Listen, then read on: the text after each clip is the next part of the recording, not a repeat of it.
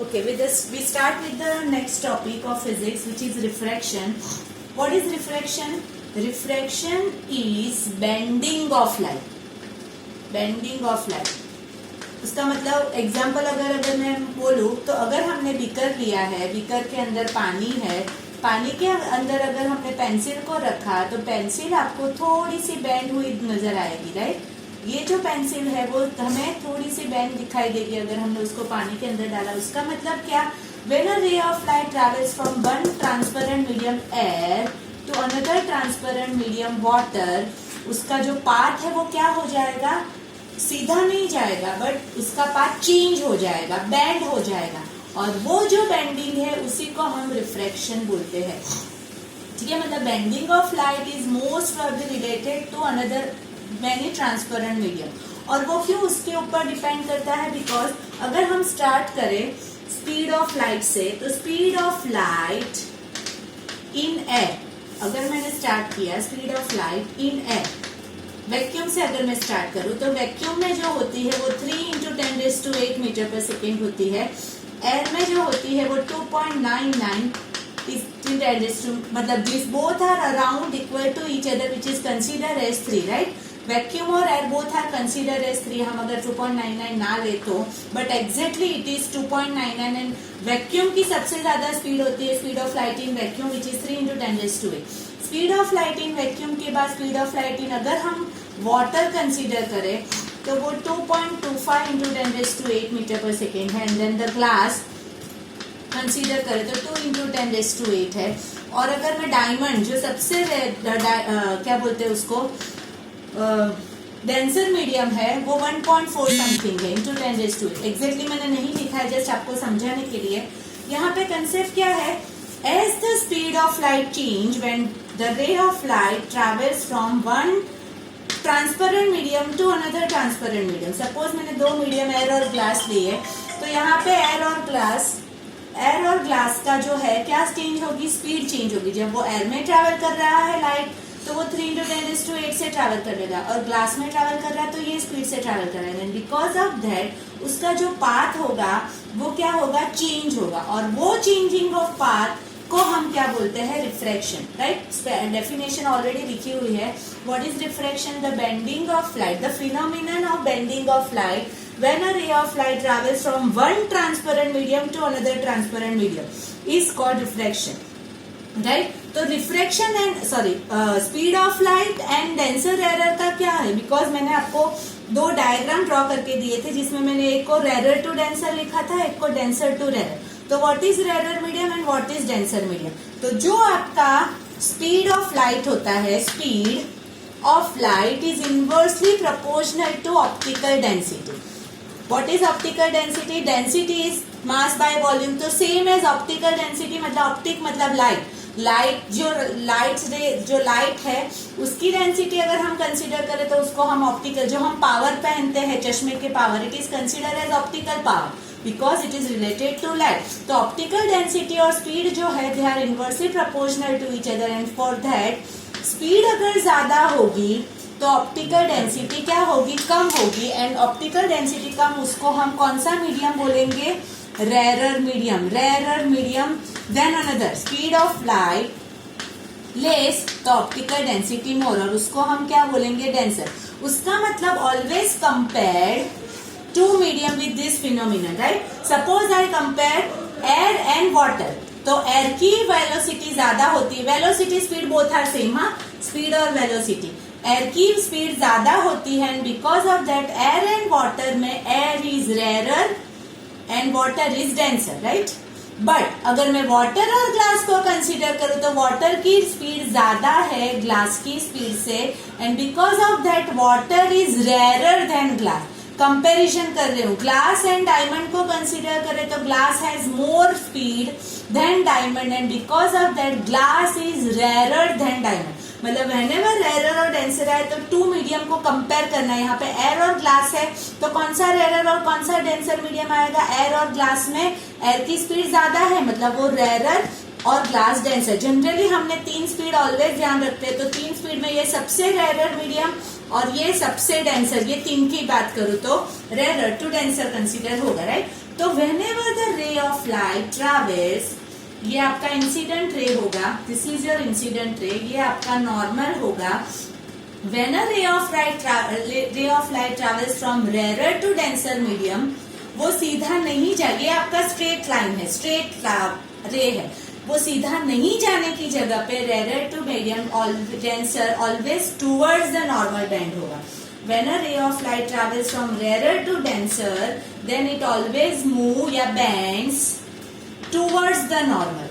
The most important part, towards the normal, right? Normal कौन सा है, लिखा है मैंने, तो ये लाइन नॉर्मल है, तो नॉर्मल की तरफ बेंड होगा, right? The ray of light travels from rarer to denser medium, then the ray of light bends towards the normal, and in that part ये आपका रिफ्लेक्टेड रे होगा, और रिफ्लेक्टेड रे से और नॉर्मल के बीच में एंगल ऑफ रिफ्लेक्शन बनेगा, और ये आपका एंगल ऑफ इंसिडेंस बनेगा।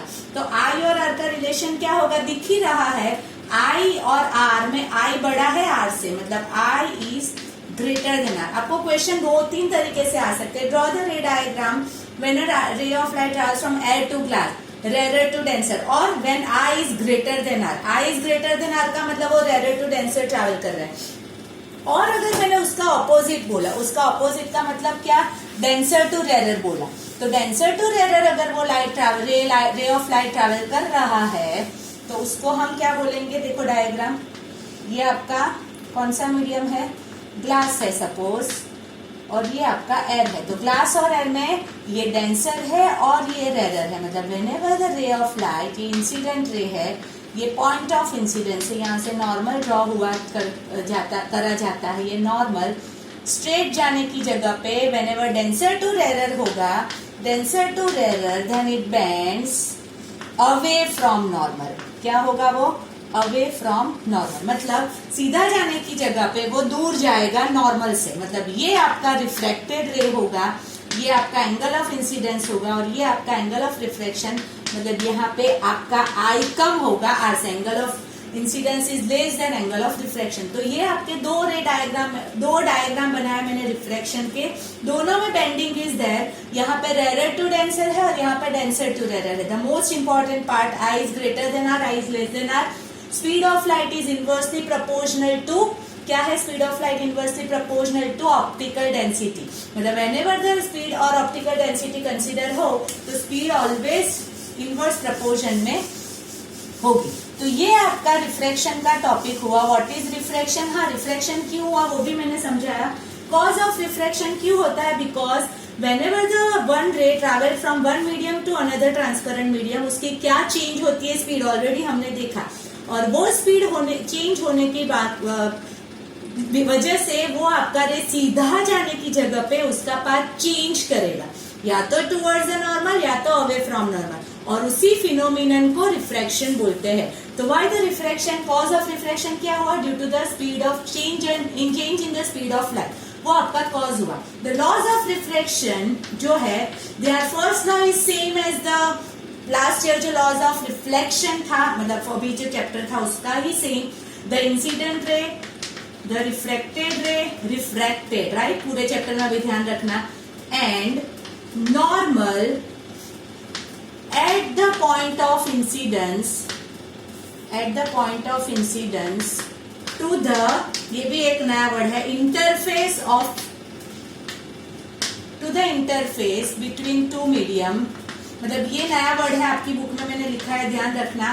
क्यों, बिकॉज दो मीडियम को अलग किया है, ये आपका मीडियम का अलग करने का साइन है, air to glass, glass to air, air to water जो भी है, तो between the interface of the between the two medium, they all lie in the same plane. And the second and the most important जो आपका laws of reflection है is known as your Snell's law also, और उसके लिए हमें 2-3 चीजें जानना जरूरी है।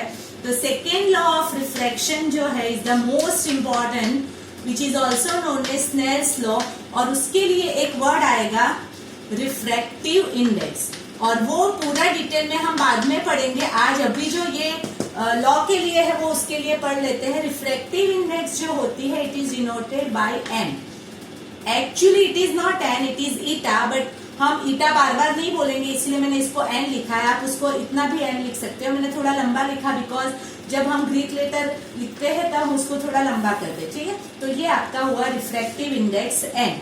रिफ्रैक्टिव इंडेक्स मैंने 2:1 लिखा, उसका मतलब क्या होगा वो ध्यान से समझना। रिफ्रैक्टिव इंडेक्स RI मतलब refractive index of second medium, जो यहाँ पे लिखा जाता है वो पहले लिखा जाता है second medium with respect to WRT with respect to first medium. पीछे जो लिखा जाता है वो बाद में आता है, विथ रिस्पेक्ट टू में आता है। जैसे NGW, G मतलब ग्लास, W मतलब वाटर। तो what is the meaning of this? NGW का मीनिंग क्या होगा? Refractive index of glass, second medium glass है, विथ रिस्पेक्ट टू क्या होगा? Water, right. अगेन दूसरा एक एग्जांपल, अगर मैंने 1-2 लिख दिया तो refractive index of first medium with respect to second medium. Clear? ये पहला वाला नंबर पहले आएगा, विथ रिस्पेक्ट टू जो है पीछे वाला विथ रिस्पेक्ट टू आएगा। तो ये आपका N2-1 का मीनिंग हुआ। तो ये जानना जरूरी था। और दूसरे 2 वर्ड जो हमें ट्रिगोनोमेट्री में आते हैं, ट्रिगोनोमेट्री का थोड़ा सा कंसेप्ट हमने लास्ट टाइम वो चैप्टर वर्क चैप्टर में किया था, साइन थीटा कॉस थीटा। तो वही कंसेप्ट है यहाँ पे हम साइन यूज करेंगे। साइन का जो फुल फॉर्म है वो SIN है, उसका शॉर्ट फॉर्म SIN है। तो हम ये वाला साइन वाला ट्रिगोनोमेट्री यूज करेंगे। शॉर्ट फॉर्म ये है, ये फुल फॉर्म है। आप ये लिखो या ये लिखो, कोई फर्क नहीं पड़ता, बट जनरली हम शॉर्ट फॉर्म लिखते हैं, राइट। तो मैंने आपका सेकेंड लॉ इस तरह से लिखा, देखो N2-1 ये हमने ऑलरेडी लिख दिया, is equal to sine I upon sine R। Sine मैंने समझाया, I और R ऑलरेडी हमने पढ़ दिया कि ये आपका I होता है और ये आपका R होता है। अगर हम अंदर लिखे तो ये R होता है, इज इक्वल टू कॉन्स्टेंट। दूसरे 2 वर्ड है जो हम बाद में ऐड करते हैं, पहले इतना सा समझ लो। What is second law? Start में यहां से कर रही हूँ। ये आपका रेशियो है, तो ratio of sine of angle of incidence to the sine of angle of refraction is constant. Clear? वापिस, ratio of sine of angle of incidence to the sine of angle of refraction is constant. मैं 2 word add कर रही हूं, for given colour of light. Given colour of light क्यों? Because जो light है, visible light, it is divided into विग्योर, वो भी मैंने पहले दिन समझाया था। इसीलिए कौन सा कलर की लाइट है, and constant for a given colour of light and for given pair of media. Media मतलब मीडियम का प्लूरल है। गिवन पेयर ऑफ मीडिया का मतलब एयर टू वाटर है, वाटर टू ग्लास है, एयर टू ग्लास है, glass to air है। कौन से 2 मीडियम है उसके लिए वो कांस्टेंट रहेगा। इसलिए ये 2 वर्ड ऐड करने वापिस, the ratio of sine of angle of incidence to the sine of angle of refraction is constant for a given color of light and for given pair of media and is known as N2-1. What is N2-1? Refractive index of second medium with respect to first medium. ये पीछे आएगा, but मैंने start यहाँ से किया था इसीलिए मैंने यहाँ लिखा। वापिस यहाँ से स्टार्ट किया, the ratio of sine of angle of incidence to the sine of angle of reflection is constant for given colour of light and for given pair of media and is known as refractive index of second medium with respect to first medium, जो हमने already N2-1 का meaning लिखा है, वो is also called Snell's law. तो this is your second law and the most important 1 और 2 mark question ये वाला।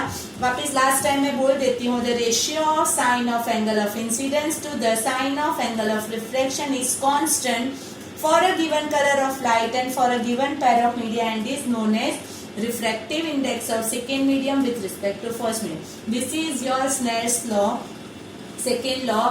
तो ये 2 लॉ और रिफ्रैक्शन का बेसिक प्लीज आज के दिन ही एक बार पढ़ लेना, ठीक है।